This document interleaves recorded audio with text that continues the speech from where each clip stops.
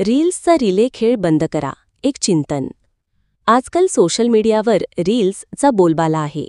काही सेकंदांचे छोटे व्हिडिओ ज्यातून मनोरंजन, माहिती किंवा अगदी वैयक्तिक क्षणही शेअर केले जातात. पण या रील्सच्या दुनियेत आपण नकळत एका रिले खेळात अडकलो आहोत असं वाटतंय. एका रीलवरून दुसऱ्या रीलवर, दुसऱ्यावरून तिसऱ्यावर, आणि हा क्रम थांबायचा नाव घेत नाही. खरं तर रील्समुळे आपल्याला अनेक गोष्टी एकाच वेळी बघायला मिळतात. नवीन ट्रेंड्स, डान्सचे व्हिडिओ, मजेदार स्केट्स, स्वयंपाकाचा टिप्स किंवा अगदी काही प्रेरणादायी विचार. यामुळे माहितीचा प्रवाह खूप वेगवान झाला आहे आणि अनेकदा आपल्याला यात वेळ घालवायला मजाही येते.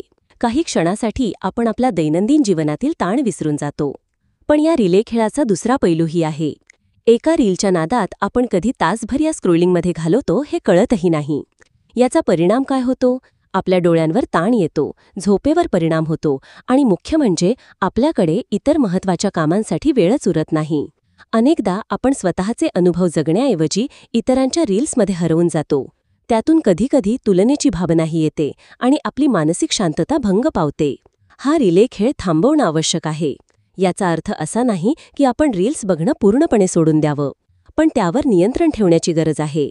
उदाहरणार्थ, आपण रील्स बघण्यासाठी एक निश्चित वेळ ठरवू शकतो किंवा काही विशिष्ट प्रकारच्या रील्स बघून झाल्यावर थांबण्याचा निश्चय करू शकतो. सर्वात महत्त्वाचं म्हणजे या डिजिटल जगातून बाहेर पडून आपल्या खऱ्या आयुष्यात अधिक लक्ष देणं गरजेचं आहे.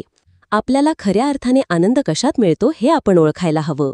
मित्रांशी गप्पा मारणं, कुटुंबासोबत वेळ घालवणं, एखादं पुस्तक वाचणं, निसर्गात फिरून येणं किंवा आपल्या छंदांना वेळ देणं, या गोष्टी आपल्याला खऱ्या अर्थाने समाधान देतात.